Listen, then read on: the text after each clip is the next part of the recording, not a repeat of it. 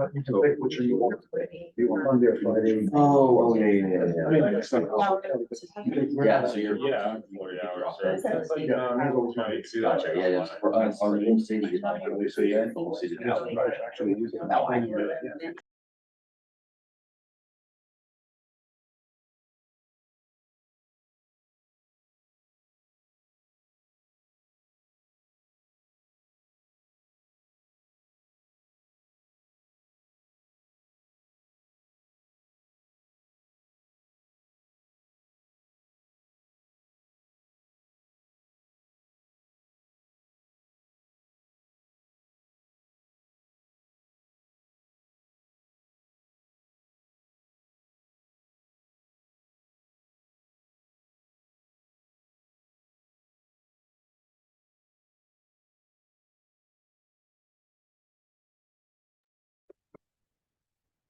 Good morning, everybody. Welcome to the South Florida LEPC meeting for November. Hope everybody is able to stay dry and not get too soggy today. I'm hoping we've got a good online presence due to the weather too, it looks like. So thank you, everybody, for attending. I know everybody's got a busy day. So let's get right into it. Let's do the Pledge of Allegiance. And if you're on the web, I think, there we go. We've got an American flag for you guys over there too. I pledge allegiance to the flag of the United States of America and to the republic which stands one nation under God, indivisible, and with liberty and justice for all. Moment of silence for all the military members serving overseas.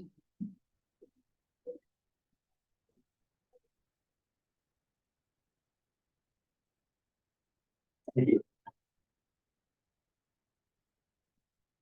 Darlene, did you have something that we wanted to mention? There we go. Morning. Yeah, just a special thank you to anyone in our first responder community, our membership, our stakeholders. If you served in the armed services, we're grateful to you for your service. A nation of thanks for all of our veterans. So it's a little bit late for Veterans Day, but it's never too late to say thank you for your service. Well said, Charlene, and I agree. It's not too late. As a matter of fact, when we leave here, we're gonna go to another veterans recognition at the commission meeting as soon as we wrap up this meeting. So if you are doing the Zoom, just remember, if you're gonna step away or you've got some traffic or conversation behind you, please put your computer on mute, unless you want us to all hear what's going on wherever you're at. So let's do roll call. We'll start with everybody who's here, and then we'll jump onto the computer.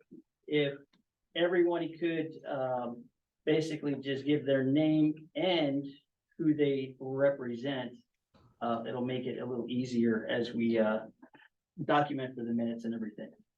All right, so Chief Russo is here as the chair. Lieutenant Brown, Vice Chair. Lieutenant Lambo, IVF Fire Department. Camille Campbell, Broward County Emergency Management. Grace Owen Holloway, Broward County Emergency Management. Rebecca George, Florida Department of Environmental Protection. Ryan Valley, Florida Department of Transportation. Sharon Burke, LEPC. Alicia Lopez, Clean Cities Director. Lisa Gordon, U.S. Coast Guard Auxiliary. Doug Valley, Seminole Tribe Fire Rescue. Dan Scarborough, Miami-Dade County Emergency Management. David Reynolds, I'm with Fort Lauderdale, but I'm just an observer right now. Gabriel Zahora, Emergency Management Chair for LEPC. Oscar Rodriguez, LEPC, City of Margate, Training Chief. All right, let's go to the computer. They're gonna have to unmute themselves. We see Junior, if you want to start, you're first in the Hollywood Squares. Hey, it is the Hollywood Squares. Uh-oh, hang on. It started to. Try again, Junior. Sorry, we're trying to adjust the volume on our side. Hi, good morning, everyone.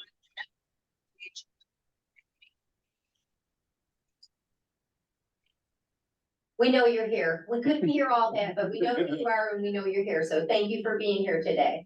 Weston, would you like to unmute yourself? We see one of our co-stees online. This is Keith Weston, Miami-Dade County Risk Management, Office of Safety. Thank you.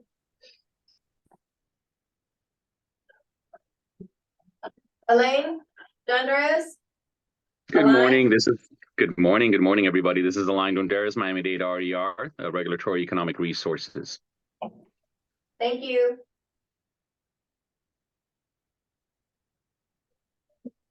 Yvette, are you there? McLeod?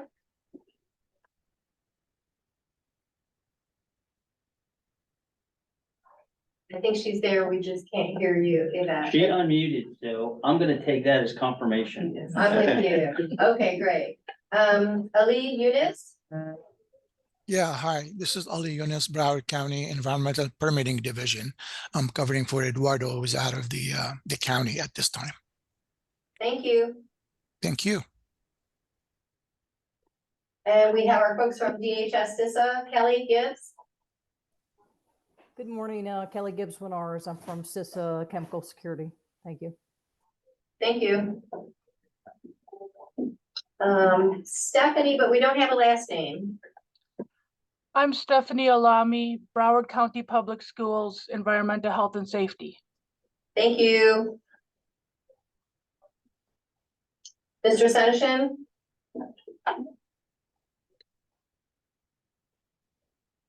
We see you there, Will. William. Emergency Response Advisor. Thank you. And we see Matt Curry has joined us. Matt Curry with DHS, work for Kelly. Thank you. Thank you. And Dee Dee Williams. We saw Dee Dee. There you are, Dee Dee. Yes, hi, good morning.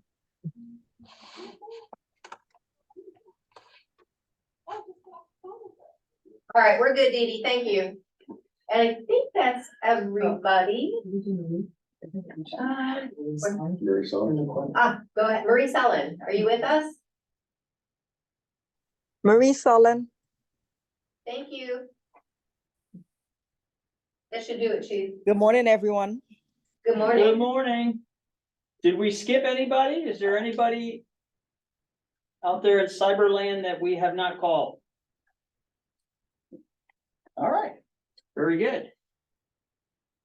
So first off, let's get a motion to approve the minutes from the last meeting that was on August 16th. It was attached to the invite, right? It's in the agenda package, correct? On the agenda package as well. So I need a motion to accept the minutes from August 16th. Motion to accept minutes? From Rebecca. And the second, Second. Who's the second? Oscar. Not yet, Oscar. Sorry. We gotta get you nominated. So I second. you're coming up. I second. Okay, wonderful.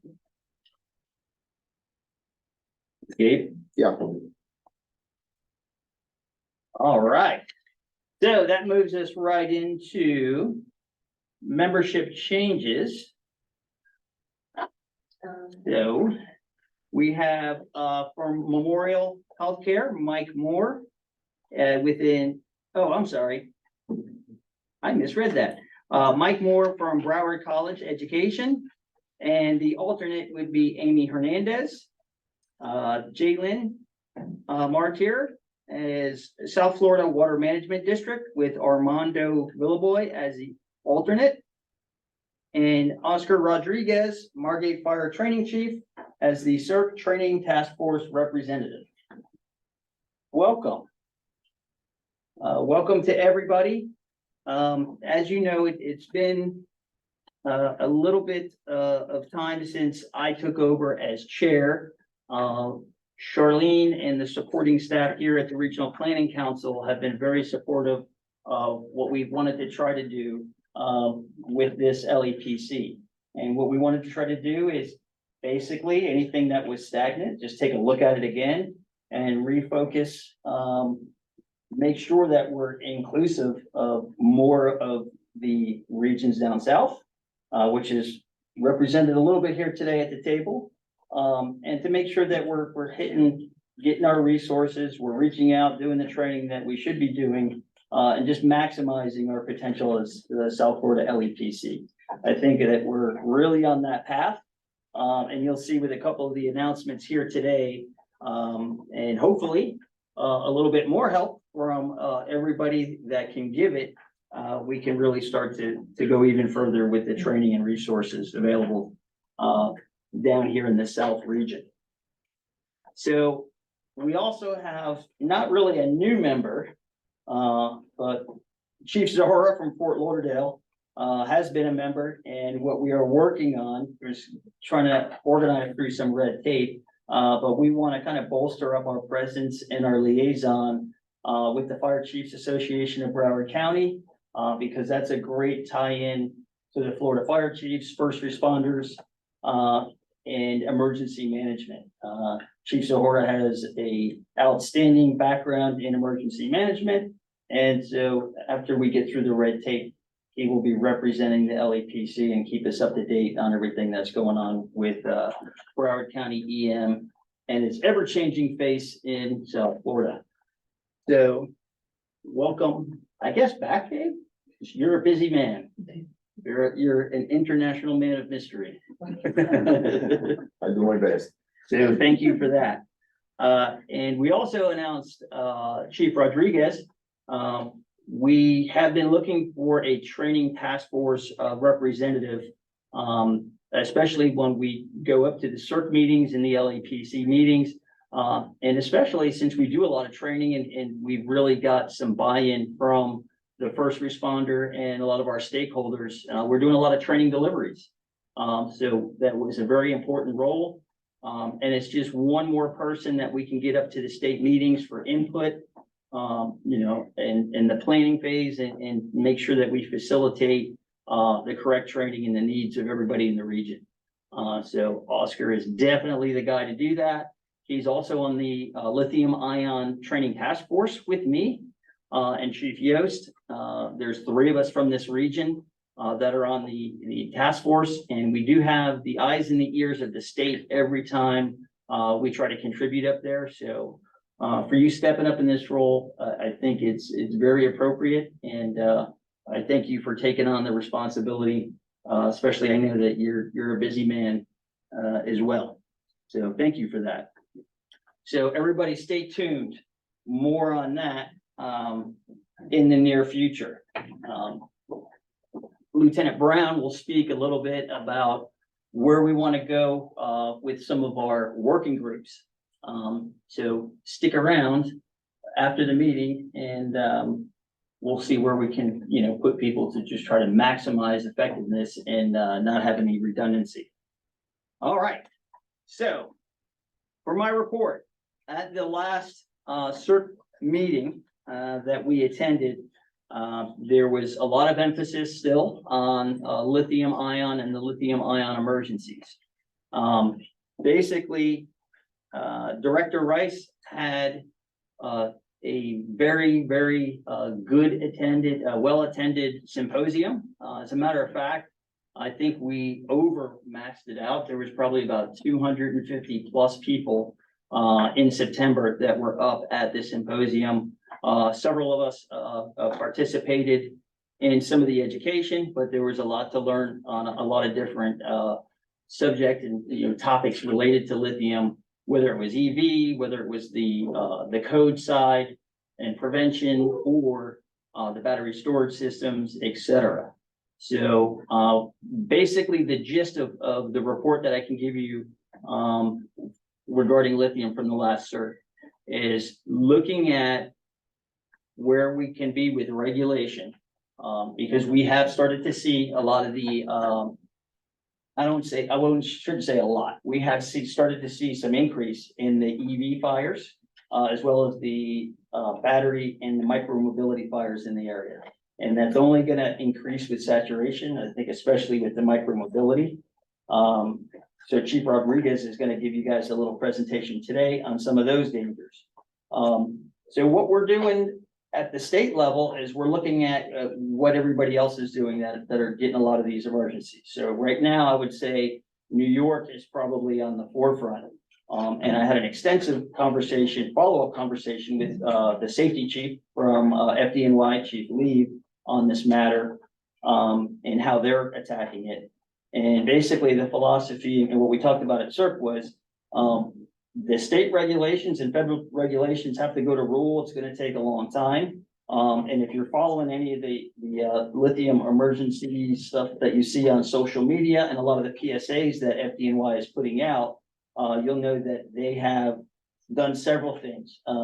As far as PSAs, they're putting a lot of them out. I think we should probably start to mirror something like that down here before the problem gets any worse. I think that's a big piece of the puzzle.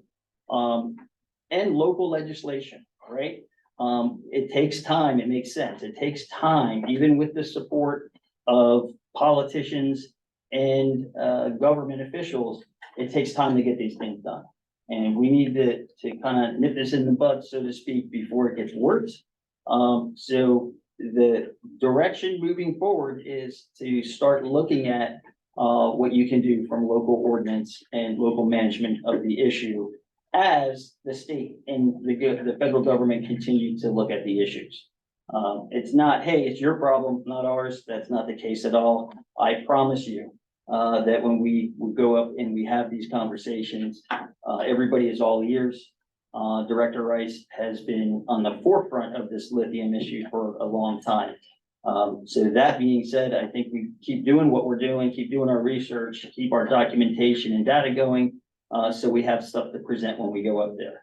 On the last meeting, I did present on an EV Tesla fire that we had that was in thermal runaway underwater at a boat ramp. You might have also seen that on social media. So I actually presented on that, and just to give you an idea of the type of buy-in that we have, PIMSA was there, and DOT, and they have stated to several of the task force members that they do a lot of CERC meetings all over the country. And we are definitely on the leading edge of being proactive on this issue. And his promise to me was he was going to get the right people to the hazmat symposium in January to continue the conversation on some of the needs and what we're seeing. And he's talking about getting some of the scientists and engineers, you know, not just policymakers over, so we can have those types of conversations to see where we're at with it. So to me, that's huge. You know, it's showing that there's recognition that this is an issue that can definitely get worse, and you know, we're going to be proactive and make a difference. So that was the lithium, and that was a lot about what we talked about. As far as some of the other training project boxes or initiatives, the offshore hazmat pilot program, that is going to be conducted again. I think it's the third or the fourth. It'll be the final pilot before that initiative gets turned into a regular class. I believe they're going to do it. The students will be coming from, I believe, the north or the west coast. Jacksonville, was that it? Okay, so Jacksonville area. The training will be conducted here in the Port Everglades at Resolve. We have a great relationship with the trainers over there. And what we have been doing is kind of keep an eye on every iteration that comes out, and everybody that is facilitating that program. That's a partnership between NOVA, the state, and Resolve. Has been very open to suggestions from subject matter experts. In other words, the guys and the girls that are actually going to be doing the offshore recon on these vessels, should it come to fruition and you have to put this class into action. So I think this is very promising moving forward. And I know there's been a lot of years and a lot of dedication to getting this thing off the ground. And I think we're in the final stretches in making this a reality and something that's reproducible to educate first responders. So kudos to those guys, and we are, every time that they do a pilot, we're putting somebody, local from one of the hazmat or TRT teams as SMEs, to kind of help facilitate and see where we can go. If there's any other additional things that they need to put into that class. So that'll be upcoming. Let's see, the hazmat symposium. That will be in January. I believe we start on the 16th. As I told you, we have some conversations we're gonna have with PEMSA DOT representatives. Little birdie told me that Chief Rodriguez and myself, as well as Chief LaValle, who's here today, will be presenting on some lithium emergencies as well. So I'll see you guys up there. You guys can't get away from me. As far as the LEPC meeting, the big thing that came out of the LEPC meeting, we voted to petition the CERC. It's all about data collection at this point. So the big thing that isn't happening, or potentially isn't happening, is we're not collecting the data. It might stay somewhere collected in a regional aspect, but it's not being collected, or has not been thoroughly collected at the state level. So there's a couple initiatives. I think I've spoke before about the Argus survey that goes to first responders if they have a lithium emergency, and that goes into the state database. That comes from Director Rice's office and the state fire marshal's office. So we'll send out a link to that, and especially if you're a first responder, you definitely want to have that link. It's all voluntary, of course. But what the motion from the LEPCs is that if anybody has a lithium type incident, that they report it, a voluntary report to the state watch office, which is just a phone call. And what that's going to allow us to do is just look at the types of incidents in case they didn't do the survey. And then as a third option, they can call anybody from the Lithium Ion Training Task Force, of which there's 3 of us here in South Florida. So we're giving everybody 3 options to try to get the data so we can get it to the right people. So, Oscar, did I miss anything? I think that's a state watch office number, which is on our website, but I'll make sure I put it out in an email. We have the survey link, or you can email or call myself, Chief Rodriguez, or Chief Yips. So we're working with the programmers for the NIFRs, like the SO. Oh, yes. Have it put into the report. Right. So also for the first responders, one of our national requirements is that we put certain actions taken and call types, and all that data is collected and has been collected since the 70s. So what we are doing is we're working with some of the software developers, because everything we do out in the field is on tablets. So what we would do is basically there would be a drop down or tabs that would indicate that it's a lithium incident, and then that would further drop down to some more details. So this information, though, these 3 ways to document these fires. I mean, do we, as a LEPC, do we reach all 5 departments and explain what we're looking for and what we expect from them? So, or not yet? This is going to be statewide. This is a statewide recommendation. So what I wanted to do, I've actually had the email done in draft. What I wanted to do is just confirm with state EM that we were good to go, because as of the conclusion of the meeting, they just wanted to do a reach back with the state watch office. Because remember, anything is reportable, voluntary. So it's not a big deal that way. It's not like you're going to get in trouble if you're doing the wrong thing by trying to report anything. However, they just want, I think that the detail there was whoever's on the other end of the phone at the EOC, they wanted to make sure that they were geared up to start taking those calls. But in the same way that we do the fire RMS or whatever report we're using, if we go through the HATMA coordinators, it can be standard. For the software. Yeah, for whatever it is to actually do the documentation, and it goes directly through the link to the state, but also go through you guys, and there is no duplication or redundancy or whatever we need. Yes, so that's what Oscar has been working on with the software developers. I think a potential issue there is the state has approved so many software developers, you know, to do our RMS. So I think at my last check, there was 26 available software developers. But I mean, if you look at Broward County alone, I think we're using what, 1 or 2, maybe 3. Yeah, with the majority being ESO. So if you hit ESO, I think you hit 15 or 16 of the 20 fire rescue agencies within the county. So that alone gives you a really good, you know, retrospect on, you know, a little perspective onto what you're gonna get. But yes, that's the intent. So it all goes to a central location, and then that gets distributed from there so that we don't have duplication of efforts or stuff that's getting siloed out. Very good. Let's see. The Hazard Analysis Working Group, Tyler Nolan, gave his report. Basically, they're gearing up for the contracts for, the hazard analysis. One of the things that, in my mind, could definitely help with the hazard analysis working group, it might just change a little bit of what actually happens with those deliverables, is the integration of the Flow app, the Flow MSP, and the amount of information that they can put in there, and make it available to first responders. If you're a first responder and you don't know what the Flow app is, stick around after the meeting. I do not work for Flow.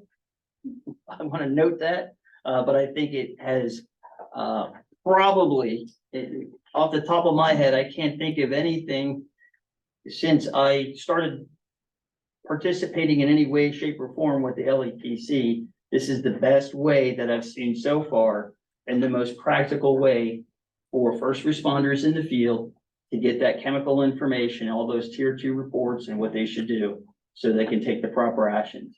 Because you have to remember as well, the intent is not just to get it to hazmat teams, right? I'm more concerned with the commander that gets there at 5:30 in the morning that may be a hazmat tech, but hasn't been on a truck for 22 years, or is not a hazmat tech and is just waiting for the cavalry to show up.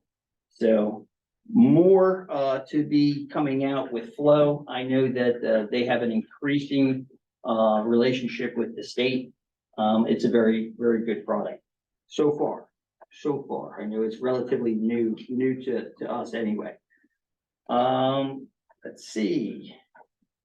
As far as the CERC meeting, Thomas Itabe Awards and a couple other certificates of appreciation have been submitted to the CERC. More to be released on that at the Hazmat Symposium. So be at the Hazmat Symposium if you want to hear about the awards. The hazardous materials response plan approval. Everything was, all the plans approved. And let's see, hazmat incident report. I think I already told you, I did the presentation on the EV Tesla at the boat ramp, underwater, on fire, also off-gassing and reigniting on the surface. So you had a thermal runaway underwater, and you had a reignition of venting gases on the surface. Check your social media if you haven't seen it yet. It's quite impressive. As far as tactically for an incident, it was easy for us because it was in salt water. All right. So, Lieutenant Brown, I believe you're up. Ready. All right, good morning, everybody. A couple of working group reports, updates. Obviously, we're still trying to get our working groups up and running. You know, we have some things we want to accomplish this upcoming year. So stay tuned for that. I know that there's been some interest in joining those working groups. Lisa, would you like to give us an update on your alternative fuel training that's coming up? Of course, thank you, Lieutenant Brown. So, good morning, everyone. I've been working with the LEPC and the Clean Cities Director on providing an 8-hour alternative fuel training course. So I've already secured the trainer. It's going to be a full 8 hours. It's going to cover all the alternative fuels, but with a heavy emphasis on electric vehicles. We're looking at December 18th, which is a Monday, and we're going to start about 9 a.m. and it's going to be at the Lauderhill Performing Arts Center. So, and what we're doing is I'm actually inviting, since my region is Palm Beach all the way down to Monroe County, I'm inviting all the first responders within the 4 counties to join the training. So if you guys need any more information, please let me know. Right now, I'm in the process of creating a flyer. and securing the location with Commissioner Bean Fur, who sits on our board. Thank you very much. Some of the other upcoming exercises and opportunities we have coming are the Emergency Management Day at the Capitol. It's the fourth annual is coming up in February. The FBI Miami and the Department of Energy are hosting a Curie ride class, all right? And that is coming up shortly. And then also we're continuing our planning for the Port of Miami tunnel crisis. As far as some of the other working group updates, all right, thank you very much, Mr. Rodriguez, for stepping up to be TTF. I know that the training task force at the last CERC meeting was talking about several of their project boxes that are always hot topics, are always very interesting things that are developing. And so now that we have a representative to integrate into that task force, we should be able to bring back a lot of the information and we could be a little bit more involved on that. HAZWOPER, all right, we have contacted Nova Southeastern for our HAZWOPER. They have the whole structure already set up. So instead of us providing HAZWOPER out of our funding, Nova has trainers, they have classrooms, they have training opportunities. So all of our HAZWOPERs now going to go over to the Nova side. Trainer also. And they're going to be training the trainer on that. So that should be something off of our budget item and onto theirs, which is a big benefit to us. And also we have quite a good relationship with Nova on a number of levels, everything from mental health to HAZWOPER to a lot of the other fire and rescue organizations that FBI hazmat sampling. I know we did a regional hazmat sampling class with the Broward County regional hazmat teams. I think 25 students participated in that. And the big emphasis was the difference between public safety sampling versus collecting evidence. Are we just taking a sample and trying to identify a product? Or are we trying to preserve evidence for evidence collection, right? So a little bit of additional training that we had on that. That's always an ongoing project. And then also we just finished up a little bit of SUSAR, a little state urban search and rescue symposium. I know our friends over in Palm Beach County are working a lot on the TRT side. TRT has obviously been a big budget item, a lot of support coming from the state level over the last couple of years. So we're constantly looking to expand our funding sources and then also our capabilities on the ground as far as TRT and SUSAR at the state level is going to be a big part of that in the future. All right, so once again, the working groups are going to be implemented after this meeting. So if you have interest in joining us, I know a few of you have shown a little bit of interest. We're looking for a planning working group and a training working group. The planning working group is going to help us plan our annual training exercises, like the rail car drill that we did last year. And then our training working group is going to be working on a lot of our outreach as far as identifying gap analysis, training needs, equipment lists, some of those things. It doesn't take a lot of your time, I promise, but we're going to kind of divide and conquer. That way we can report back to CERC, TTF, and get more involved and or let our voices be heard a little bit more. Right? That's all I have. Very good. Moving right along. So for some exercises that are potentially coming our way, or I guess we do have an update. So this one will be coming our way. We had some discussion at the last regional special operations meeting regarding anhydrous ammonia. That's one of the big target hazards that we have here in the county at several locations. And any of the hazmat guys that have been on for more than a year can tell you that, yeah, that's definitely one of our big hazards. Not our most frequent hazards, but it's probably one of our largest hazards. And we have that north end of the county, south end of the county, west end of the county. So training on that is very appropriate. I can tell you that we have a good relationship with that committee and Publix and the cold storage facility that's up in Deerfield. Annually, the 4 teams go up there for a full day. They give us some food, a little Publix ice cream, but we tour the facility. We get to meet the players and anybody they have their own response team. We talk about their plan. We look to see if there's anything that changed or needs changing. And we basically keep that communication up. What we're looking to do with TransCare, Mrs. Burke reached out to TransCare because they do provide anhydrous ammonia training. And our mindset with the Special Ops Committee is not to combine the trainings, but to keep them separate. You know, one would be more facility-based, and TransCare is obviously dealing with transportation and directly into our target area of what we should be training on. So I can tell you that, other LEPCs that have recently used TransCare for anhydrous training were able to offload live product and drill with live product. So that really makes for a valuable exercise. Of course, a lot of safety precautions, but definitely a valuable exercise for the first responders. So I look forward to seeing where we end up with that. We also have Heat Shield 5 will be in Broward County this year, July 17th. And for that, I think Ms. Charlene Burke, when she gives her report, she might have a little bit more information on that. But I do not have too much information on Heat Shield 5. I don't either, so not at this. No updates from, No, we'll just keep coming to the monthly meetings with, Chief Nugent and see what additional, or whatever we get out of our RDSTF, whenever they Okay. convene. So as soon as we get more information, you all will have that information. you know what? I think, that makes sense to me because the last RDSTF meeting was postponed. So that's probably why we don't have an update on that. All right. So I'm gonna keep that off of my list because I have lots of things on my list. Let me know. Ms. Charlene Burke, South Florida LEPC Coordinator Report. Essentially, the list of bulleted items, they're all provided in the agenda package. I don't need to belabor on the point of each of those. They're self-explanatory in the package.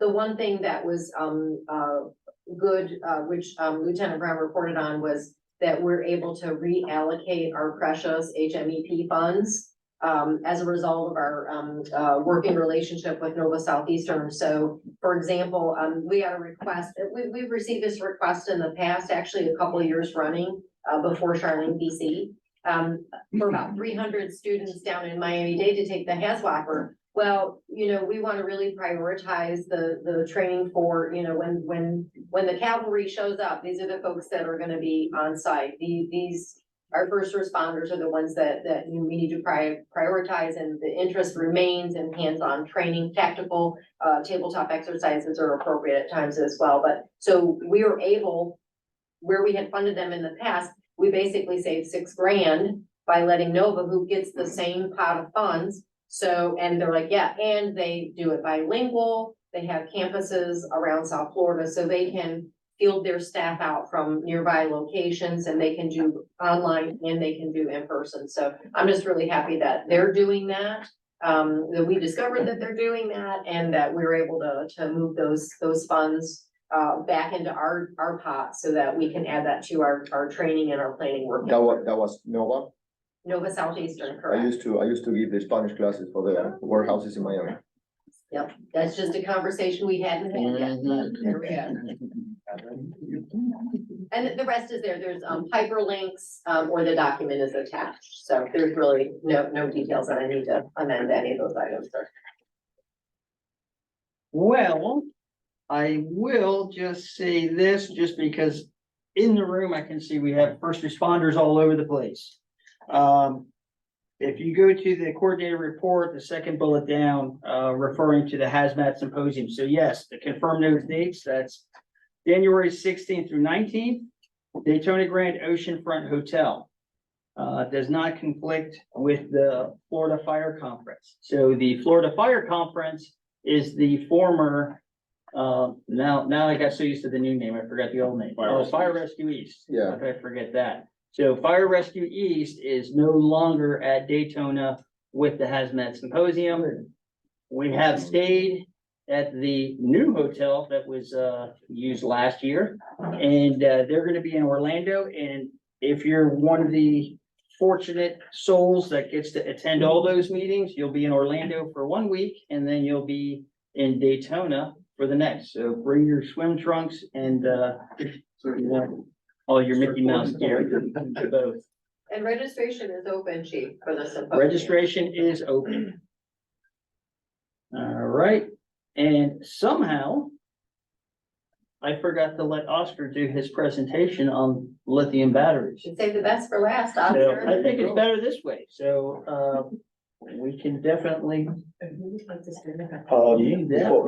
with the presentation, are the LEPC sponsoring any Yes. people for the symposium? yes, so we're If you go to the doing podium, then everyone online can see for you. Broward, 6 per team. Right there. No, So we'll do it with for you the because special I ops committee, so Chief Beach is aware. Okay. And it's up to you guys, how you guys make your selections. It worked out really well for Hollywood because I had 6 people interested, which turned out really convenient, so I didn't have to turn anybody away. So the mindset behind looking at 6 people versus what we have done in the past were several reasons, just obviously just trying to be a little bit more responsible with the budget and trying to forecast where we want to be. The hazmat symposium is great. But there are other options to get reimbursed, you know, with the departments down here, and we do know that, so. The other half of that is we want to try to get some more involvement with the SUSAR training next year, which also is directly in our wheelhouse and should be available funding for the TRT and basically the blending of how these disciplines are interrelated, so. For those reasons, you'll see, and then I'll have the conversations with Monroe. I still have not talked to Chief Kalina. I'm hoping to talk to him very soon, since they're trying to stand up a hazmat team. And we want to make sure we get them opportunities as well. But yes, we are sponsoring as well. Great, good morning, everyone. We're gonna start off with, it's very basic, lithium ion, class. So everyone kind of understands what we go through, starting off with lithium ion events. So we'll go to the next slide, if possible. What we're gonna do is, I'm gonna introduce myself for the next slide. We're gonna go over our primary goals, or what our primary goals are as first responders when we do show up on scene.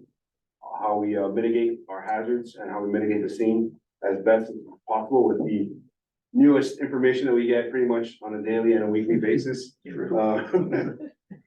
As we start learning some stuff and we start interacting with each other. Luckily, with the training task force, we've had really good relationships with the EPA, with the state and with DOT as well on moving the projects around should we need to do that. My name is Oscar Rodriguez. I'm the training chief for the city of Margate. I'm also a member of Florida Task Force 2. I'm one of their rescue squad officer and plans team manager. When we go out the door for any of the events that we do go out to, any hurricane, earthquake, or man-made disaster, if it does come our way. I'm also one of the lithium ion task force instructors, as Chief Russo said at the state level when we did our symposium. It was a great thing that we were able to do hands-on. Deborah Valley, Jim Russo, and myself were the instructors that did the hands-on portion on the second day. We had over 250 attendees watching our portion of it alone, plus everybody else was sitting in there. All right, so thermal runaway.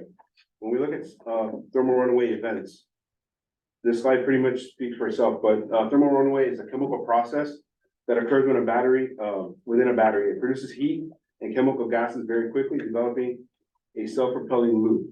So pretty much, once it starts, it's very hard to stop. The majority of the time, once it starts,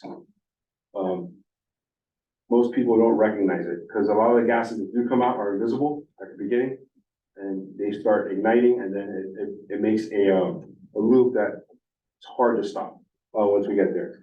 The more thermal energy and gases that are released, the greater the potential for hazards and explosion risk when we're there.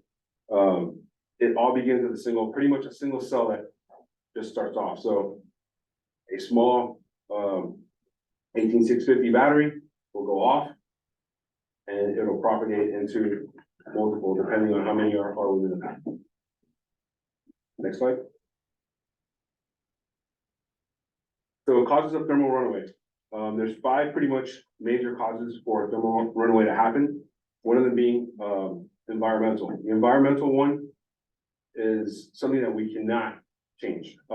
Either it's extremely hot or extremely cold during the charging of these batteries or discharging of these batteries, or a submersion of a vehicle.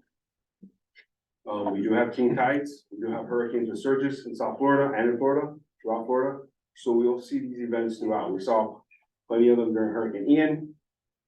We did not see anything with Hurricane Idalia at the end, but we do have some issues in Fort Lauderdale and in Miami with the king tides, that they do come up, and in the Keys. We've had a few incidents down in Key West with the king tides. So these are all things that we're following. We're trying to figure out what happens after that. There's improper charging and discharging of the batteries. So FDNY has a really good study going with it. For this year, there are over 280 fires that they've had that are directly linked to lithium-ion fires with 17 casualties and hundreds of people that are injured. So this is something that I think your task force going out and probably educating, the lay public on what to do with batteries. I think we could reduce a lot of those instances that are happening in New York to possibly save lives in another way. The next one that we can't really do anything about is going to be the mechanical damage. So any drop, any vehicular accident like a crush or a violent, heavily G-force involved accident where a battery is involved. When those batteries are moved or shocked, the separators tear. Separator is pretty much like a aluminum foil that sits in between the battery. And when that thing tears, it creates a short in between the battery. When that short happens, the battery begins to pretty much self-heat and start releasing all the gases. Once those gases are released, we have the nice little flaming show and explosion. That's the layman's way of putting that. That's why I named this lithium ion 101. Right, it's very basic, very easy. Design and manufacturing. So during COVID, we've had lithium ion batteries since the 80s, probably before that. Very strictly regulated or controlled the way they were building it. As as manufacturing ramps up, quality starts dropping because they want to mass produce stuff. So during the COVID years when stuff ramped down and then they steadily ramped it up, there's a few studies that are out there that are looking at if there was any issues while they were ramping up, if there were manufacturer's defects that were known and were tipped out.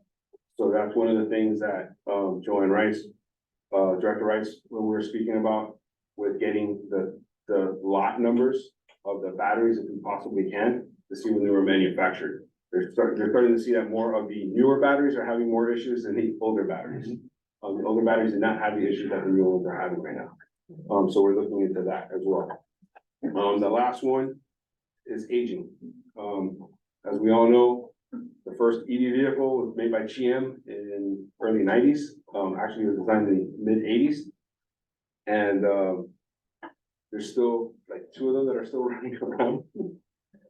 They have had battery changes, but they have to have the battery changes. So over discharging, charging and external shorts can cause problems with age as well. Because every time you charge a battery, you produce heat. And if that heat is not controlled, it creates dendrites that'll pierce the separator as well. And those will cause internal shorts, maybe micro shorts, but as they keep going, it'll create additional shorts or additional issues that will happen in the future. Next slide, please. So the biggest thing that we have to have as first responders is recognizing when that event is happening. So showing up to a fire, showing up to a car fire, showing up to a car accident, and recognizing that this may become a thermal issue.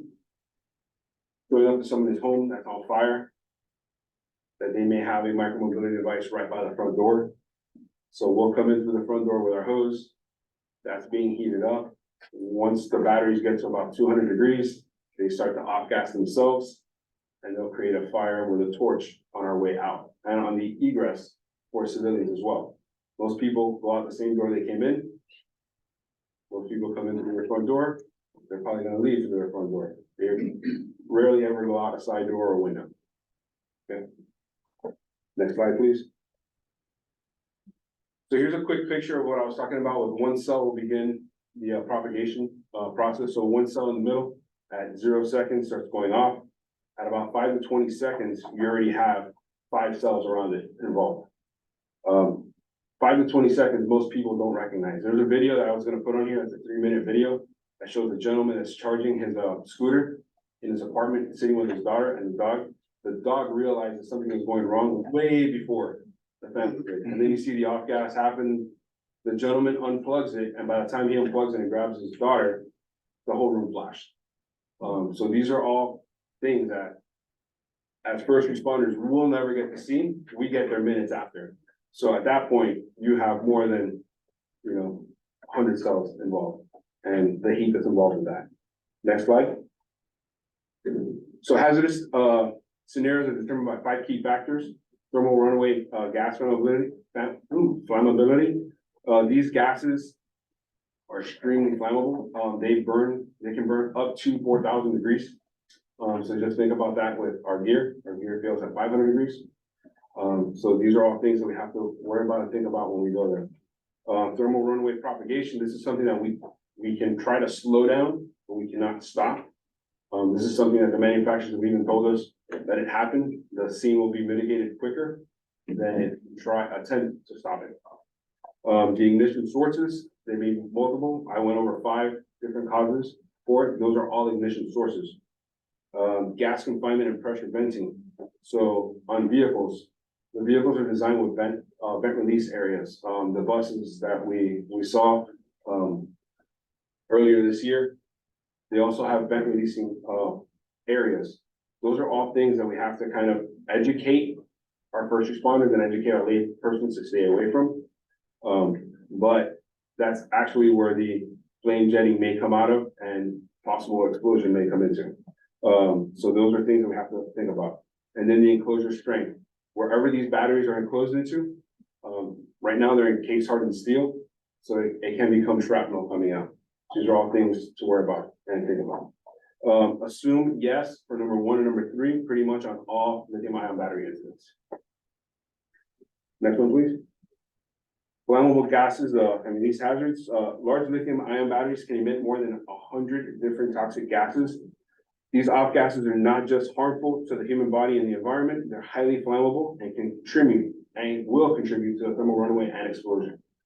If you click on that slide, you'll have a little video. This is a UL study where they did a scooter behind a seat, and you'll see how fast it will involve a room and how violent it can be. I didn't know there was a video in here, so the link's not gonna work. Can we Google it real quick or? Are you online? If you're online, you click on it, it'll straight to the video. Yeah, it should link to it. Yeah, it should. If you click on it, Click on it. do a control. It's a PDF, that's why. Yeah. I have it on the thumb drive, but so if you look at you could Google UL study scooter overcharging, and then just click today because they actually shortened the video as opposed to it being 15 minutes. The windows are blown out of the house, right? Yes, this video pretty much the whole room gets involved and doors blow out, windows blow out, and the actual frame of the structure was damaged. In South Florida, we're pretty lucky. The majority of our housing is concrete, CBS construction, but there still is damage that I've witnessed it at one of the scenes that I went to, that when the batteries do explode, they will crack foundations. And they You can. want to step over and see if we've got the right one for you, sir?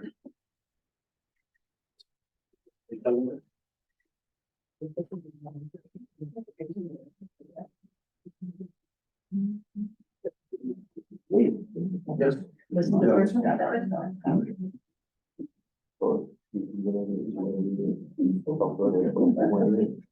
At least This is the right one, sir? This is, yeah. Yeah, that's fine.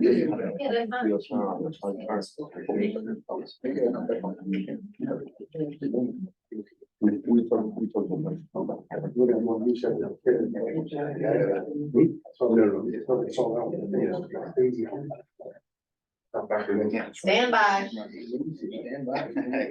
Stand by. Hurry up and wait for a veteran. No. I'm not, I don't want to. They mind actually. But I know. So I think the reason it's so important to show this, chief, is if you haven't seen it before. Yeah. For anybody, not just the first responders, you know, like I said, the PSAs are a big part of what we need to start doing. If you don't know this hazard exists, you take a look at this and I promise you, you won't be irresponsible with your charging after this point. And there's some tips that you offer, chief, that are on the agenda as well. So the scooter's by the exit, it's pretty much self-igniting itself, because they're overcharging it. That last picture you'll see in the thermal imager, you actually get to see a lot more in a thermal imager before you actually see it with the naked eye. Then the rapid flame progression and explosion. A lot of the manufacturers will tell you that the lithium ion battery does not explode. You all told them it does. The window frame on and they didn't Venture believe One it, tells me and then- different. They didn't believe it, so then they did this multiple times. There's plenty of other videos that incorporated with that, with, like the big battery systems that people use as backup, generator systems for their homes. They'll have those placed inside a garage. If it does off gas inside the garage and there's an ignition source from a hot water heater or, static electricity, they will explode. And you'll see the force is generated, blowing out garage doors, halfway down the block. So those are all hazards that we kind of see. In New York right now, their push locally is nothing's gonna be charged indoors. Unless it's a certified place by them and they inspect it and they make sure that they're using UL listed plugs, that they're using a containment system, and that they have a emergency plan in place when they're charging these batteries. No, that was a big thing. You just hit on the UL listing, having them UL graded. So Some of that stuff that's coming in from the other countries is, we're picking it up cheap. Yes. Putting it in our bedrooms, charging it, our front doors, and a lot of the issues are with those. So, the fire commissioner in New York has pushed Amazon to see if they stop carrying, non-UL listed chargers. And obviously, people are in for the money, so there's gonna be a back and forth battle. I think it's gonna have to come from the feds, but that's gonna take years. So they can outlaw it in New York, they can't outlaw it federally. So those are one of the things. You can go to the next, slide. There's another video embedded into it, but we won't go over that video. Lithium ion batteries are surging with energy. They're loaded with energy. The greater the charge, the more violent the fire. So a state of charge makes a big difference. So if you leave something that's unattended charging overnight, and in the next morning, you go to disconnect it, but you see it as swollen. Those are all issues that we're gonna have to start teaching the lay public on what to do with. Because that becomes a real hazard. There's gas now trapped inside that battery. Hopefully the vessel's gonna hold it, but if it does get breached, something can happen. If that battery continues to be plugged in, it continues to heat up, you'll have a fire event. And most people charge their phones where? Next to their beds. People charge everything else probably by an exit, so they can remember it as they go out. So these are all things to think about, and we can put out on our media relations when we go out there. Plans for sea mitigation, NFPA 855 has a pretty decent plan. It was actually, when it was written, it kind of goes over the systems, like our battery management system for the large energy storage systems. It also goes, it dissects it by how that system is supposed to have self-venting away from everybody else. So when we start driving down the turnpike and stuff like that, you'll see at the turnpike stations where the Tesla superchargers are at, some of them are starting to get battery backup systems because it gives them cleaner power and they can charge faster. So the solar arrays that are on all the turnpike systems are now going to start feeding a battery backup system as opposed to a direct generation system to have cleaner power, so they can charge batteries a little quicker. So you don't have to sit at the toll plaza for 45 minutes to charge your battery. They'll be able to do it probably a little reduced and with less issues. But there is a standard, which is NFPA 855. As a state, we should adopt something similar to that if we have not done so yet. I haven't looked into that. We'll check it. We have to check that. The New York Fire Code breaks it down even stronger. It breaks it down for micromobility devices, so any scooter, any any of the little segways that, you know, that kids are riding around and stuff like that, the bikes that everybody's getting now, because, you know, it's harder to, you know, get a further distance with a bike as people get older, so they put a battery in there, and it helps them get along a little further and faster. They've also, regulated battery charging areas. In New York, they were charging anyway. You can have a, you know, 30-story building, and somebody was repairing batteries and charging them for bike manufacturers on the 15th floor. So pretty much everybody above was, you could write them off as dead, and everybody below is probably gonna be overwhelmed with the people trying to run out.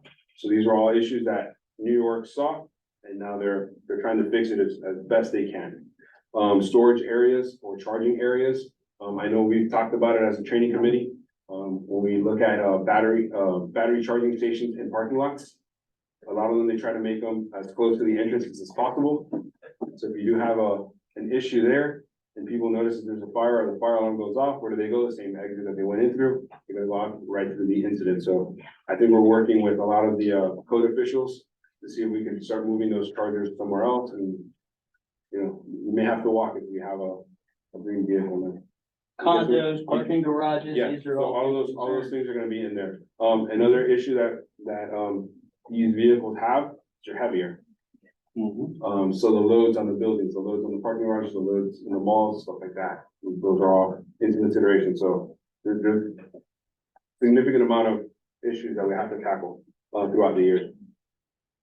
And then they made a section code for their electrical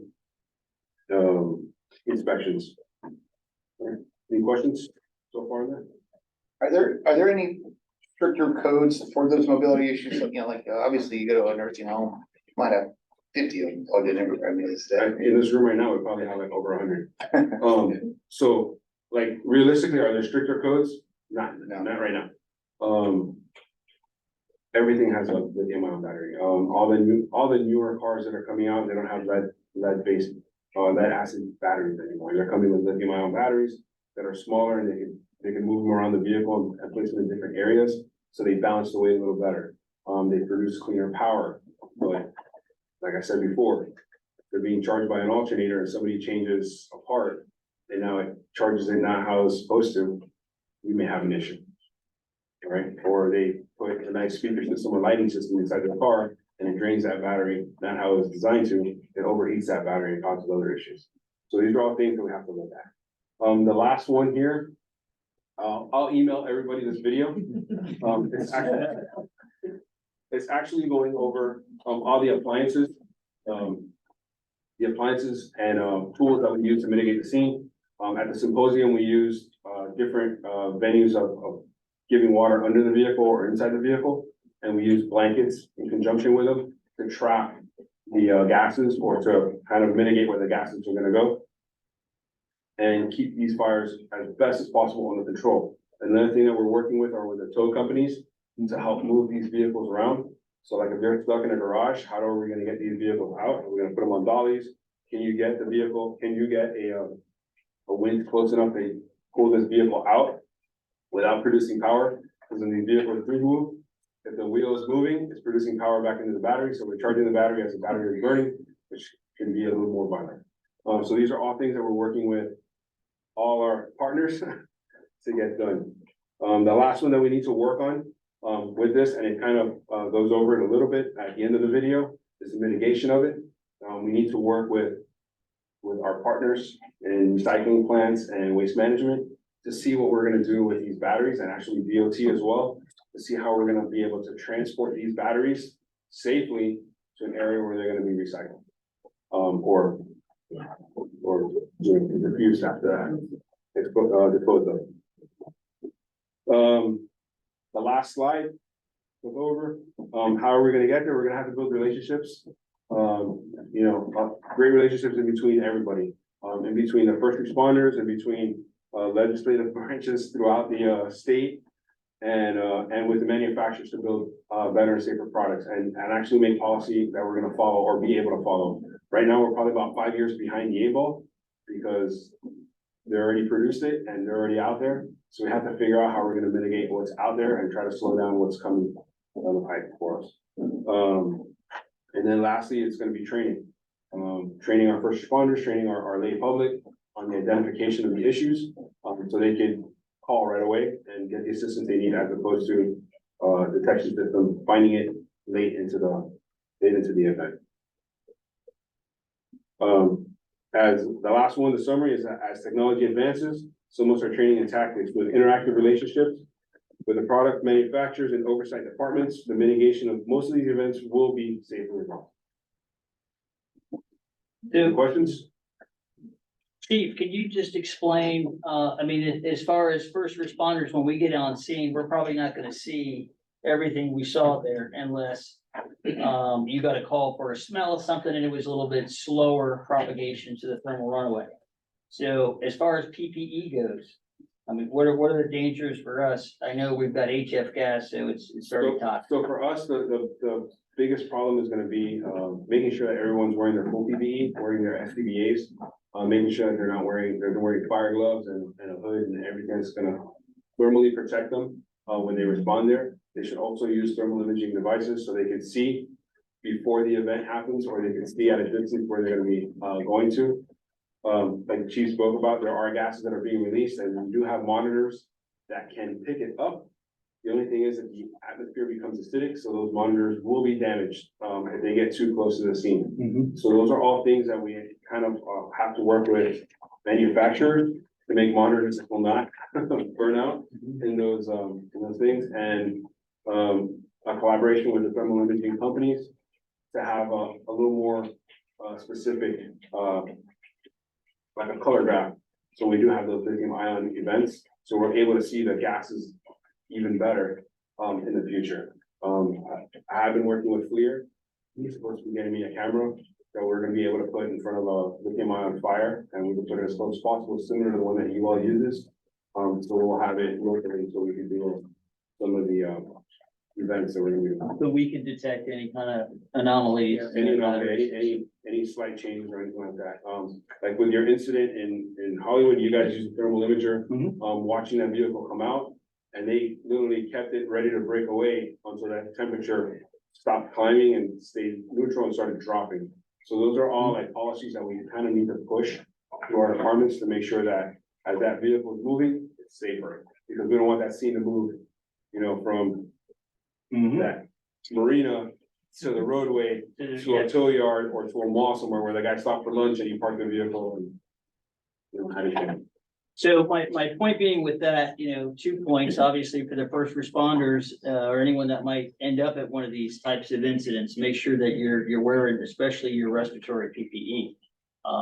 Kind of goes as a no-brainer, but we all know when we're working for extended periods that, that tends to change a little bit whenever we can dress down a little bit. So it's just gotta be a hard rule, from the ICs, that it's not happening. So that means increased work cycles if you're one of the commanders. Also for the car investigators. Because And usually we investigators, go there that's all a the great time, point. but the guys- That's the biggest one right now, Yeah. because the stuff stays around for a long time. And as we add water, that HF becomes hydrochloric acid. Yeah, it becomes that, right? So now it's degrading wherever you're on. So like shipboard firefighting, it's sitting on metal, it's eating away at that metal while you're standing there, or it eats away at material that's sitting under you, while you're there. Another good thing that we have to put out is when we respond to these fire alarms, where only a CO detector is going off, but you don't see any fire. One of the other gases that these batteries produce as they off gas is CO. So a lot of times if you turn around, you may see something plugged in that's producing heat, that's producing the CO. So we see that on scenes, especially with like in large warehouses that are running these tools inside, forklifts, walls and stuff like that. Unplug those things and get them outside. So they burn outside, not inside of the. Right, and if it's yours, if it's, you're at home and it's one of your devices, you don't want to be breathing any of that stuff. And you saw in that video, it happens pretty quickly. So the question that we get a lot is how, is there any type of predictable timeline for that? And there really isn't, because it all depends on the age of the battery, how much charge, what the insult was, and how long that's been going on for. So the safe rule is, once you start to see, smell, or detect any heat, off-gassing, clouds, vapors, whatever, you need to either get it to a safe area outside and make sure that you can get yourself to a safe area. A lot of times, just go online and look for e-bike fires. You'll see, put yourself in that situation and you'll see that your next move should be, let's get out of the house. Or let's get out of this area to a safe area. So I think that's a big part of letting people know what the dangers are. And when they call 911 to let us know. Because sometimes we do get that information and sometimes we do not get that information. We're lucky we're getting that information on our dispatch now, because they're asking that question with a vehicular We did accident. get that change. Yeah. Yes, with a vehicle accident, but they're not getting that with bikes or anything like that. Right. It's something else for us to look for non-lithium events. If you just have a regular structure fire, just keep an eye out for the bigger lithium batteries in close proximity to a fire. That's a thermal insult. So that's a potential second emergency there. So I won't beat that one to death, but I'm glad we got the videos going because I think it speaks volumes if someone hasn't seen it or just as a reminder. Any more questions on Chief's presentation? Chief, I have your original PowerPoint, this, to get it up here for the presentation. You can share that with everyone. But I'll distribute your presentation afterwards. And then, as part of the agenda package, there are, if you could flip to that, we did provide multiple, we provided, FDEP resources on proper disposal. And I think there was maybe Some an FAQ PSEs. from Fire Department New York, so there are some, so AFE, yeah, keep going, you can just go through the other resources and we'll keep it. So this is all in your email, everyone. Yeah, it was attached to the invitation, so the letter from There you EPA go. and all the communication from the EPA on dealing with the lithium ion. And that is the latest guidance. Yep, Yep. keep going, yep, and then the FAQs is part of that, and I think there's a couple more. This is I forget the organization, it might be done. Oh, that was a good, yeah, There. so firefighters and paramedics love algorithms. Yeah. Right? We love these flow charts. Some of us, I think, can't function without them. So there you have it. There's your lithium There's actually a algorithm. course that's attached to it. That's attached to that. It's an hour and a half. Wonderful course. I put out to the department. I know there's a few departments that have put it out as well. It's eye-opening. It's eye-opening for And everyone. if you keep And scrolling free. through the package, there's more safety tips for like the, mom and pops. So it's in there. Have the manufacturers, are they good at working with us, first responders? Actually even getting batteries or getting ways to test? So most manufacturers really don't like giving out batteries for you to destroy. I've tried with Tesla multiple different ways. I've actually asked them for their power walls that are damaged before they install them, that are still new. And most of them have a 20% charge when they do transport, they have to be 20 or less. And they're transported to the DOT. So I'm trying to get those. I do have a way of putting an inverter and a photovoltaic system to charge those and make a nice thermal runaway for us to film, which would be one way that we'll access it or see it when we're out and about. Another thing to do, like with the Flow app, is work with your building department and FPL, because people have to pull permits for those to get them installed in their homes. So you'll know if, Kohler generation system, Generac battery systems, Tesla Powerwall systems are installed in these houses. And then there's a way we can tag those when we respond to those houses of a possible second hazard. It may not be in a tier 2 report as residential, but you may get that as a commercial structure. It would be nice if we can attach that information to the first use size up or something like that, so when you go, you actually, So before the first, when we had ours, we had it tagged to all our CADs within our city. Okay, I just did it as a test to see if we could do it. I in the took city. his idea, we did the same thing in Hollywood, so it came out on the NDT. So it comes out of the MDT where that house may have a possible hazard. And then obviously if It's residential, so there's no required reporting. Right. So that's our workaround to try to get some information, if it's a permitted charger or system, to try to get it. And someone's gotta look at the you NDT. get the cars that are registered to a house, but they may not be at that house. So let's look at comments. Do we have any questions online? Are there any efforts being made to trade into the private sector? That's a great question. So I had this thought too, along the lines of your presentation. I think we should probably, the PSAs, I think is like a kind of like a micro learning type of thing. I think we should kind of develop a best practices, some type of a couple pager, so it's all in one resource, and, probably get to the point where we can have a workshop or a class, be here on this date, be there, be square, and we can have those conversations. I think that's probably something that would be well attended, or maybe at the hyper local level, community associations, civic associations, and kind of getting the word out there. However, when we start talking about that takes a lot of people and a lot of dedication and everything. But I think there's some major ones that we probably should definitely attack. That's a great point. Great point. Anyone else? Everybody's thinking about having to go home in that rain, aren't they? It's raining so bad here. I don't know if you guys could hear it. Francisco's laughing. Oh, raining where they're at. So, Judith, that's a great point. I'm gonna definitely, private sector classes. And that could be part of our training groups, so we can definitely do that. I think that. I love public-private relationships. And we'll lean, Judith, we'll lean on you for that, so we can get you involved. We can't hear her. Yeah.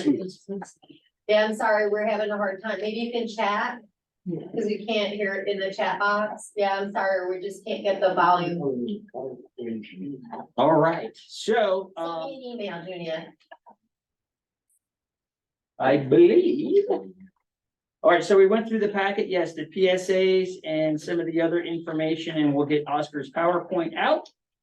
And as for upcoming meetings, let's see, February 21st would be our next South Florida LEPC meeting. So this meeting is next iteration, February 21st. The next CERC and Training Task Force quarterly meeting will be at the Daytona Beach Hazmat Symposium, the 16th and the 17th. I know that we did alter some of the meeting times just to work around stuff that was going on the symposium. So I believe this is the most updated. The LEPC commission, LEPC, the main meeting will be on January 16th at 1300 at the Hard Rock in Daytona. And the CERC meeting will be the 17th at 9:30 at the Hard Rock in Daytona. Why don't they make these a little later in the day? So, last meeting day just briefly on 10 blocks. If anyone interested, questions, please contact. Okay, so during the last meeting, we had the presentation was Chemlock. So if there's any other interest, any questions on that, I know we have a couple people here that were not here for the last meeting. I'm not sure if they were on Zoom. So I will have that conversation with anybody after the meeting too. Lieutenant Lambo, we can get you those resources. They do offer a couple classes that are very appropriate, talking about the training resources. So that'd be good there. Is that it? Is there one more? We do got a new one, that's it. And there we go. And also for Broward County, we wanted to talk about the integrated preparedness planning workshop. Yes. Today. Yes. So I'm gonna have Razan. I'm glad you brought that up, because if I put on one of my other hats, my EM was asking if I was gonna be there today, because he's got a couple conflicts, and I think he decided to be there because this obviously trumps that for my responsibilities.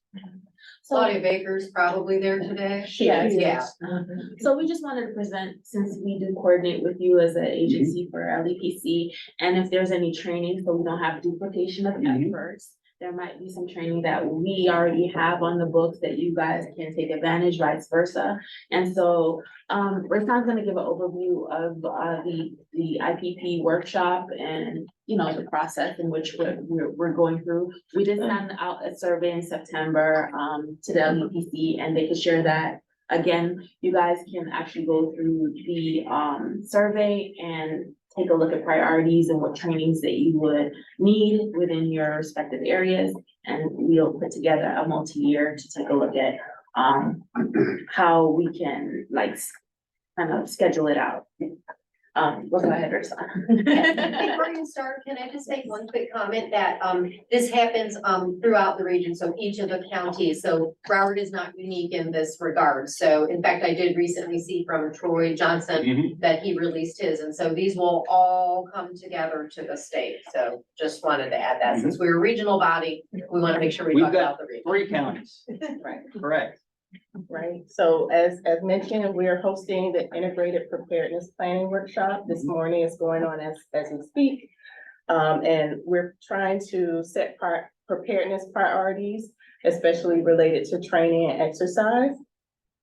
This is a QR code for the survey we sent out in September. So if you know of any trainings you would like to bring to the area, you can fill out this survey and give us an idea so that we can try to bridge gaps and avoid duplication of efforts in our region. The data gathered from this survey, as well as the discussions that go on in today's meeting, will be used to set our integrated preparedness plan that we submit to the state. So I will leave this over there on the counter if anyone wants to scan it, and I'll also get the link to you so that you can distribute it. And then they're gonna meet in January for the convening of the whole region. Yes. So just for clarification on my side, so today's workshop, so we did the surveys, right? I know we did one as an LEPC, then the municipalities all did the surveys, to county EM. So the workshop with the municipalities today is just gonna further the conversation and narrow down. Absolutely. Do we have a timeline on when those trainings will be announced or timelined, as official offerings? Is there a date, like after, this meeting, or is it maybe after? I believe it's after January. I Okay. think the priorities are set during this meeting, and they'll schedule out for about 3 years to see what the priority, what trainings can meet those priorities. The focus areas. Exactly, like Yeah. we need more 300s, and then, maybe cities are saying that they'll do 5 and we'll do 7. And Right. make sure that we're not doing all 10. Right. So this will have us not pushing out much effort, just like your example of the Haas Whopper with Nova. Correct. Great Yeah, example. thank you for finding that, Shirley. And I guess maybe if you had a message in this, it would be when you receive the survey, do it. Okay. Fill it out, because if you don't let the county know, I mean, in a sense, the counties are king when this, in terms of coordination with the state, right? So that is their role in communicating back to the state, but they aren't able to tell them anything if you don't report it. So it's really important when the survey comes out, whatever region you're in, I know, for you, you're gonna have a different survey, and so you want to know you want them to know what your needs are, the most effective way to do that, to get these additional trainings. This is in addition to the funding that we received through the state, through the region, is to communicate effectively with your county body that is managing the IPP process. And then January, as you said, they'll bring that big picture all together. And we do want to use a whole community approach by ensuring that everyone has access to deposit information to create this multi-year. Excellent. And don't pencil with it. Because I know, at least from my side, there's no lack of effort to make sure everybody got the survey on the county's part, I can tell you that. So it's relatively painless to do the surveys, so. Only the firefighters do the pencil. Yeah, exactly. Shouldn't be any pencil whipping at the chief level. So it's like anything else, it's data collection, so you're gonna get out of it what you put into it. So, if we're looking at a 3-year plan, if we can't take a half an hour out to figure it out, then you get what you get. And you shouldn't complain for the next 3 years, is my humble opinion, but that's just my. Anyway, all right, how about this? Everybody grab their raincoats. Well, I'll say this, I know we're a little short on time, but I'm sure you want to spend a couple minutes. If there's any volunteers for the working groups and how that, what your ideas are with that. Yeah. So anybody that's online that wishes to stay on and have a conversation for it will definitely be just for a couple minutes. But we can get a little lead on what we want to do with the working groups. Lieutenant Brown can facilitate that, and I appreciate everybody coming out, and I like to look around and see almost a full room here, especially on a day like today. You guys all made it happen, so pleasantly surprised. Welcome to the fold, or back to the fold if you're coming back. So with that, I will make a motion, or someone needs to make a motion to adjourn the meeting and second it. And we can move on to the work group. The horror motion. Do I have a second? The entire room seconded. So with that, Do you want to take a quick break, sir, since it's been about, Yes. in case anyone needs to get Yes, coffee let's or do that. water, just a few minutes and. absolutely. Housekeeping, the restroom is immediately across, or you can, across the room, or right out in the corridor. Go out the door. All right. So Oscar, when we get it, we'll get together. Planning. Oh, you Planning board members can be involved with planning and so like, that's usually guys like you and me, land those types of laws. Find out based on these meetings and based on your think about it. Like, Maureen, and then comes down to the next week, start narrowing down ideas. And no, we have no one person. And we kind of have it. And basically it, and we think you're up for that, you have time. It's not gonna be a lot, but I mean, you have time to kind of, when to find out. I got you. You can kind of tell me what I need to say. Val is like, hey, I have this idea, or I have these resources, I'm like, great, call out, tell me what. Okay. And I figured usually the TDF representative does that because you're so involved in TDF already, and you understand the project are, state level and everything. So it's possible, I like to put you at the point of contact for that group, and then you talk to me. We figure out what we want to do, so in the plan, so it's gonna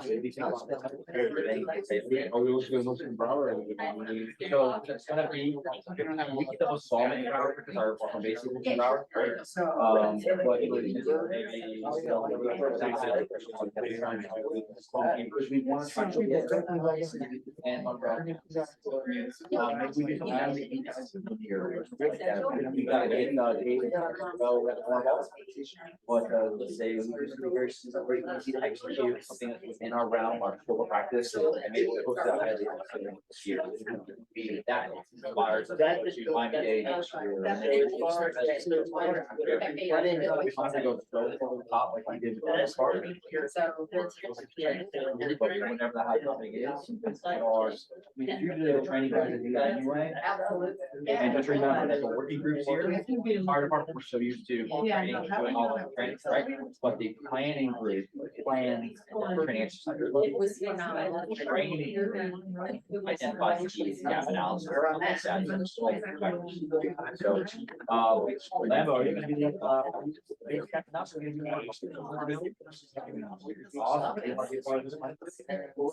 awesome, especially with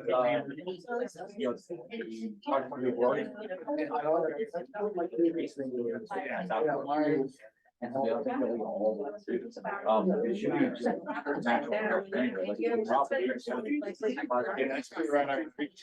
That way, at least on the group text, the group text. So what I'm gonna do is anybody who's interested, I'm gonna direct it to you. And then over to the next meeting, first quarterly meeting. Give me a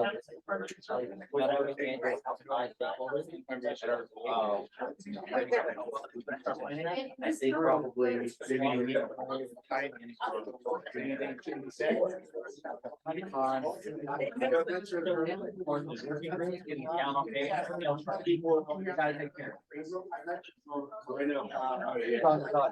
The hierarchy will be. Planning will report to you, and you as the DTF, leader, will report to me, and she can't report to the meeting, you'll know what's going on, I will report to the DTF, and then I will report to you.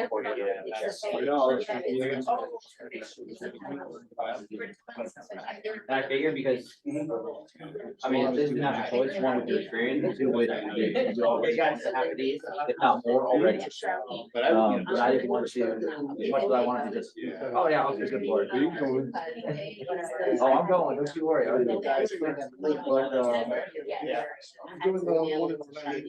Scotty's going.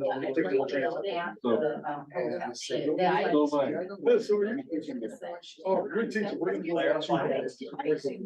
I'm Brian. Brian Rapp. Excellent. Okay, so we have, so one, the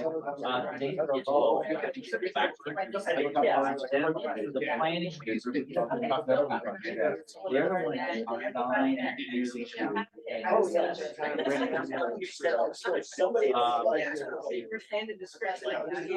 Yeah, we actually clarified with Charlene all that. And the way they say. Okay, but then the training identified, right? So go to the guys that I love, like, I think,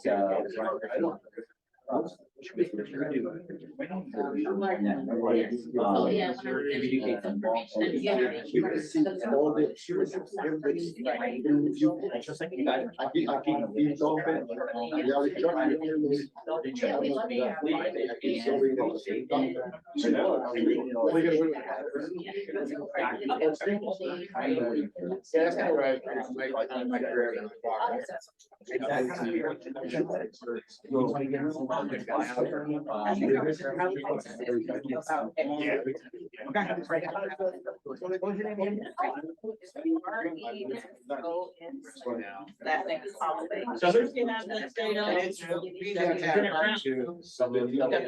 is, and I'm like, and you're with Robert, yeah. You've got two people online too, don't worry. Awesome.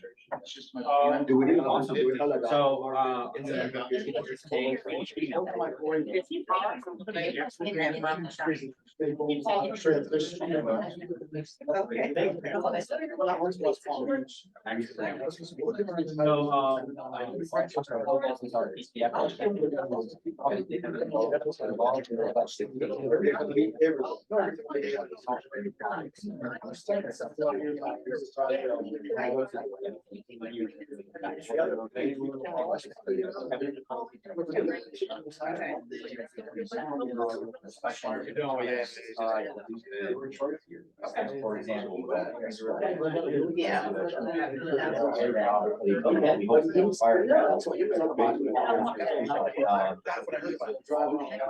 Take everybody.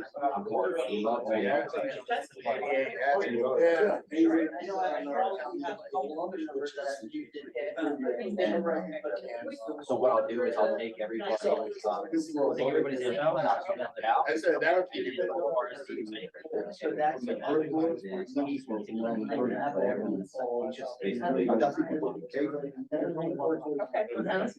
So I really got it. Yeah, we have 3 down.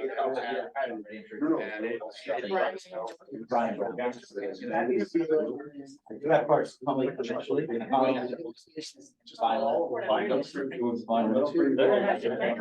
Oh, even better. Thank you very much.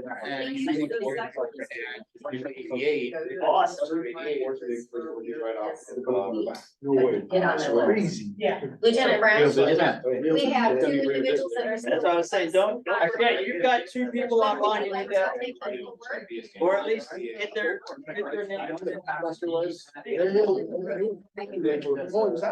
Oh, yeah. So the next question, the stuff that I can show my guys, that's just the basics. We just want to use the presentation. They said it's- yeah, we have this class that should take us. Yes, my goal is. So it's a good one that they could all. I've got to go put it on. She wanted to make sure that I could do it.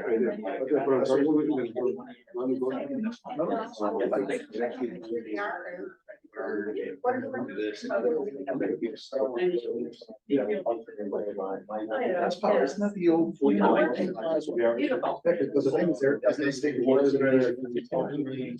For. She wants to go over. And I.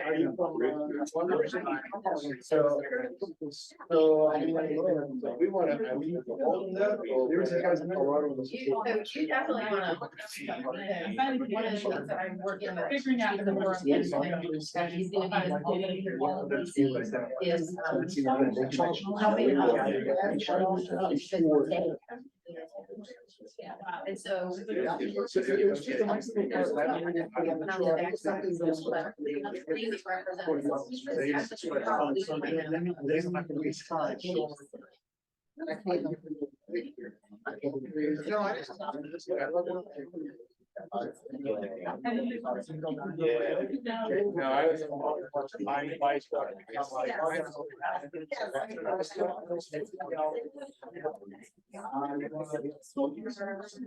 So that's why I was like.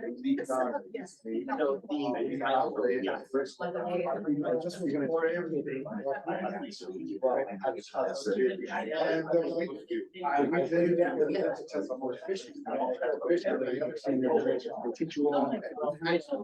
But I'm not. It doesn't matter. So, You like it, sitting, like, yeah, I get. It says.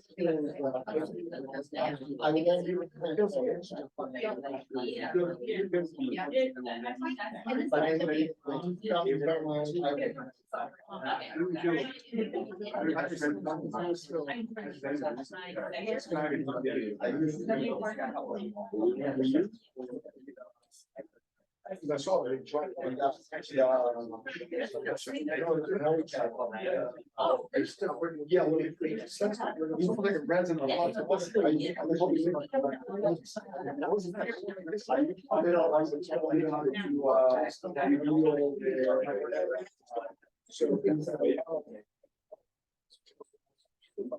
Like you just got. I went there for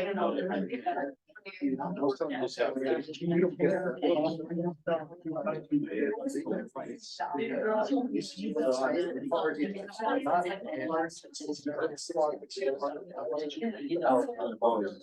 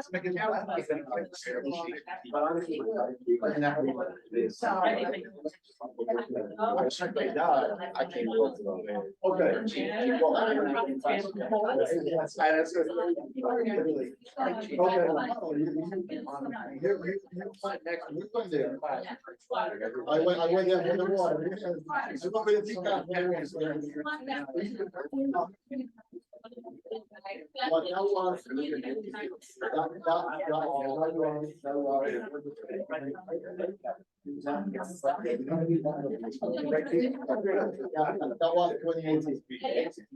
Yeah. So I union that year, and then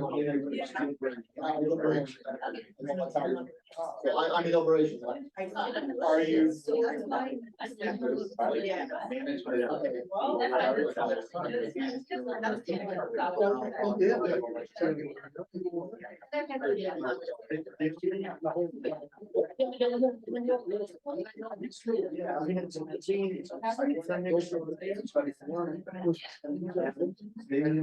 I'm gonna be about.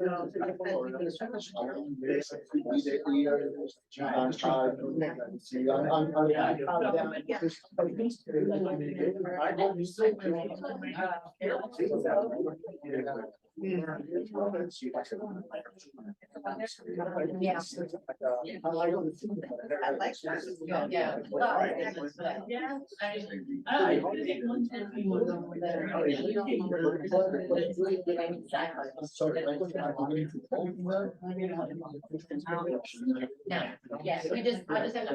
You're gonna be able to get out there and stick your neck out. Yes. Knowing you move from. Just gotta watch out. Says fall. And then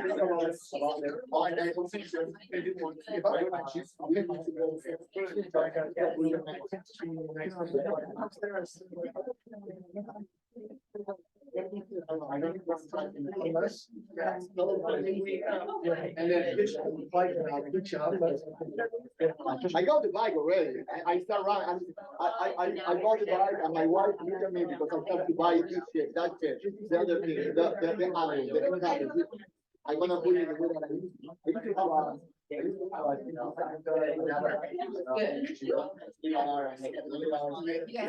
that time, you know, I never had shocks. I always, yeah. So now I went to the bike and said, listen, I got it again. But give me the lower level, just to start, just learn. So I $300-400 top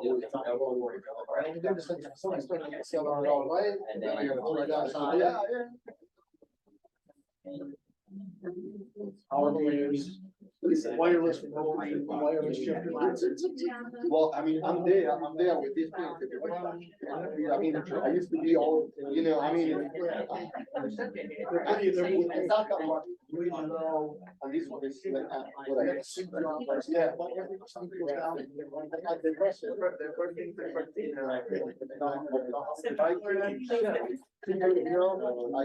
I get it right around. Got the whole thing. I make it maybe this way. Yeah, this way. Really? Yeah. I like it like this. I don't like it. I don't like it like this. I like it. So I make it this way. I put the end handles. So I have the end handles and this way. I mean, I cut probably 3.5 inches. Just to go. Yeah. I used to be 760 millimeters. And I got it. And I got it 27.5. Yeah, I like. And I like to. Move it. Yeah, and I like to go. I got a specialized. But you know, I'm not putting good words, so. Great. I'm on my ground. That's what I want to do. So I want to, and there is I don't know, there is we got to get these ads, and there is a group that they meet up on Tuesday and Thursday, 5 to 6 o'clock. Yeah, right there. I'm getting the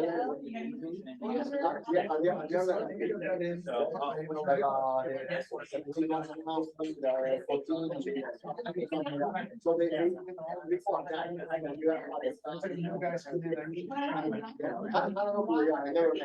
I supposed to go on Tuesday one night. Have you ever seen that?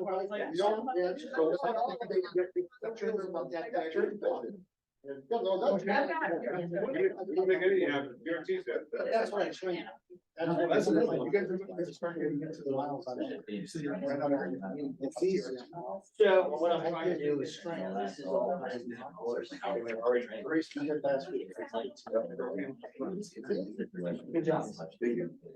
And I do. So seen in front of the house, it's right there and talk to the people that are like Jamie and I don't think it's helping us. I'm Brian. Lieutenant Brown and I'm talk to you, right? Bill? I'm Al People. I have Jamie and I have a number. I'm Lieutenant Brian Brown for Hollywood, also the vice chair of the LEPC. If you guys, I assume you're here because you have a little bit of interest in participating in working groups. We're looking at two different working groups, as I mentioned before. One is the planning working group to help us plan our annual exercise, for example, the rail car drill that we did before. And then also the training working group, which is going to help us identify equipment and resource needs, item lists, and we're going to really try to do what Broward EM was talking about and eliminate those silos. So for example, if somebody over here has a training need, Broward EM is already providing that training, we can just stay in touch and really kind of just coordinate all the information. And then if you guys have ideas, we have resources to offer, we have things to provide the LEPC, we can just kind of collect all those things, bring them up to TTF and CERT, and it brings CERT all the way back down. So I'm gonna have you guys email Charlene the contact information, and then she'll get in touch with me, and we'll get you involved in those working groups. It shouldn't take too much time out of your normal routine. I know you're all busy, but it's just that coordination, that communication is gonna allow us to take us to the next level. They just got all of the brush.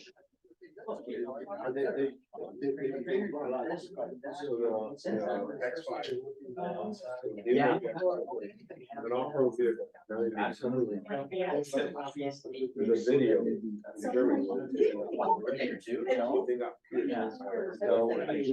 One of those.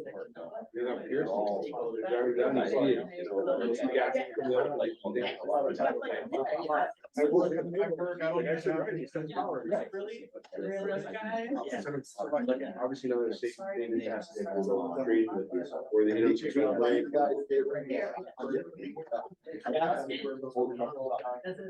Who's